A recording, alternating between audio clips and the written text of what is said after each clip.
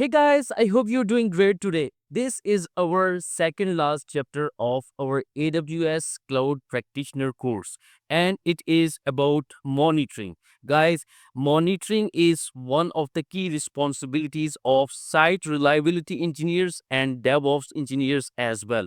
We have to keep our resources up and running all the time. We have to be responsible for the alerts that we get from different monitoring tools that we are going to discuss in our today's lecture. I have worked as a systems administrator in server health monitoring department.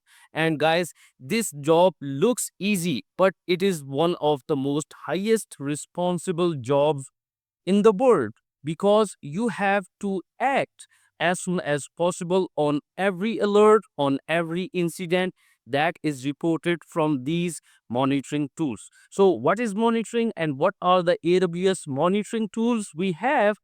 Let's discuss in this chapter and make sure that you have subscribed DevOps Movie. I really appreciate your support. So, first of all, we know that what monitoring is. Monitoring means to monitor our infrastructure. I will just give a quick overview of monitoring, and you have to keep your eye on all the dashboards, all the screens that we have in our network operations center, which is known as NOC. So, as a NOC engineer or DevOps engineer, you have to keep your eye on all the dashboards. You have to monitor the incidents, you have to monitor the thresholds, you have to check out Slack notifications, email alerts, etc. So, for that purpose, to monitor efficiently, to monitor all our resources efficiently, we have one of the best tool, which is known as AWS CloudWatch. Amazon CloudWatch is a web service used to monitor and manage various metrics and configure alarm actions based on data from those metrics. So, first of all, it is a web service which is used to monitor infrastructure. We can monitor the EC2 virtual machines, we can monitor our S3 buckets, put requests, get requests, and then we can set certain thresholds, and when any of the resources which cross that threshold, we will get an alert based on the thresholds. So we can configure alarm actions based on the data from those metrics, and AWS services send metrics to CloudWatch. So when we are using CloudWatch, we have to add all the services that we need to monitor. For instance, if I want to monitor EC2 instances, then it is obvious that I am going to add EC2 service in my CloudWatch. So CloudWatch will get all the logs, CloudWatch will get all the data matrices from all the virtual machines running on EC2. So CloudWatch will gather all the data metrics, and then CloudWatch will help us to monitor EC2 virtual machines depending on that data. So, any service that we want to monitor with the help of CloudWatch, we have to add that service to CloudWatch. Then CloudWatch will do the rest of the job. CloudWatch will get all the matrices, CloudWatch will gather all the data from that service, and then we can monitor our service EC2, S3, ECS, Kubernetes clusters based on CloudWatch, alarms based on CloudWatch dashboards. CloudWatch uses these metrics to create graphs automatically. There are graphs that CloudWatch, we are going to see those graphs, and we are going to practically configure alarm in our solutions architect course. But for now, we must know that CloudWatch uses all the matrices of those services, okay, that CloudWatch gets from all those services, and then creates beautiful graphs, and it makes us easy to monitor going through all the graphs that CloudWatch creates for us. Okay, what is now CloudWatch dashboard? The CloudWatch dashboard is used to access all the metrics of the resources from a single location. We can see all the graphs, we can see all the metrics, we can see the status of all the services using CloudWatch dashboards. For instance, if I want to create a dedicated dashboard for all the EC2 virtual machines on my AWS account, then I can simply go through that dashboard and see, okay, all the EC2 virtual machines are up and running and there are no performance degradation issues. So that's how we can use CloudWatch dashboard.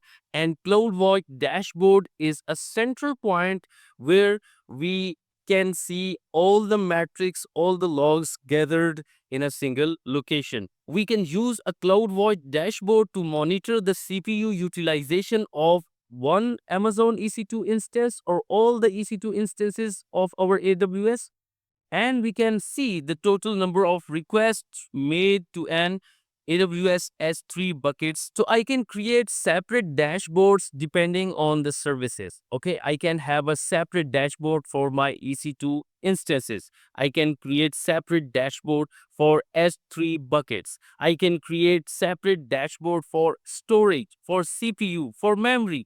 So depending on the metrics and logs that CloudWatch collects from those services, I will have that dashboard where I can get all the information. And guys, after that, we have CloudWatch alarms. CloudWatch alarms provide continuous monitoring of our AWS environment. For instance, I have shared the example of an alarm alert when CPU usage on an EC2 instance exceeds a certain percentage, and we can receive notifications whenever an alarm is triggered. We used to receive notifications via Slack, via any monitoring tool like Zabbix and Nagios. I have used them in the previous companies, but we can set the threshold. For instance, if any EC2 VM, its CPU goes beyond 80%, then we must receive an alert. We must receive a notification that EC2 virtual machine ABC is now exceeding the CPU threshold of 80%. We have to check out this virtual machine and check out the errors. So this could be an example of the alarm that is triggered on a threshold that we explicitly set ourselves. And we can set all these alarms using CloudWatch alarms, and we can use other AWS services like simple notification service or simple email service to get the notifications or emails depending on the alarms that we configure using CloudWatch alarms. After that, guys, we have AWS CloudTrail. So we know we can monitor our EC2 virtual machines, resources, our AWS infrastructure using CloudWatch. But what is the difference between AWS CloudWatch and AWS CloudTrail? The difference is quite simple and straightforward. AWS CloudTrail is a service that enables auditing, security monitoring, and operational troubleshooting in AWS accounts by recording API calls and related events. Guys, if you are a Linux pro, okay, and you have worked on Linux operating systems, then you must know about the key monitoring files like warlog messages, warlog secure, warlog auth.log. These files actually contain all the monitoring logs, who has logged into our Linux server, what commands that user is running on our Linux servers. So these files actually contain all the logs of our Linux server. Similarly, CloudTrail records all the activities happening with our AWS account. Like for instance, who has logged into our AWS account, and CloudTrail records all the API calls and all the related events that are happening with our AWS account. The recorded info can be identity of the API caller, okay, the username, for instance, the IP address, the time of the API call, and the resource IP address of the API caller. So every activity that is happening with our AWS account is being recorded. That's simple definition of CloudTrail. CloudTrail records each and every activity, each and every event that is happening with our AWS account. So we can go through the AWS CloudTrail logs and information if there are any malicious attempts happening with our AWS account. So AWS CloudTrail records all the activities with our AWS account with the help of API calls, the time, the IP address, the username, every activity would be recorded. In addition to that, we have CloudTrail logs API activity for our AWS account, which includes action taken in the AWS Management Console. Not only we can use AWS Management Console, we can also use AWS CLI and AWS SDKs and APIs. Every activity would be recorded whether we are using AWS Management Console or CLI or SDK or API. CloudTrail will record all the actions, it will log all the API calls, and we can go through all the logs and events that are happening with our AWS account.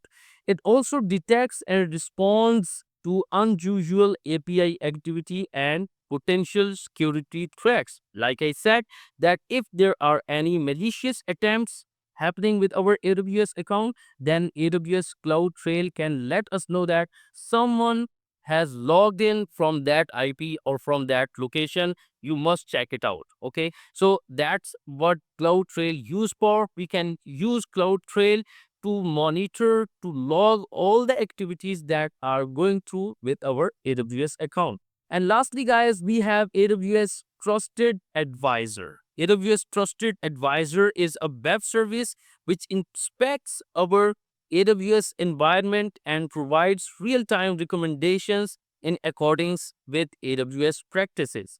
These recommendations can be cost optimization, performance, security, fault tolerance, and service limits.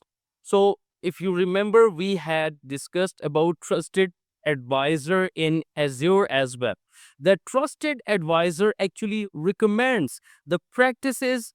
Using those practices, we can secure our account, we can reduce our costs, okay, and we can also use those recommendations to protect our AWS infrastructure and account. So we are going to see AWS Trusted Advisor in detail in our Solutions Architect Associate course, but for now we must know that AWS Trusted Advisor recommends certain practices, and using those practices we can secure our account, we can optimize our resources, we can reduce our costs. So that's what AWS Trusted Advisor used for.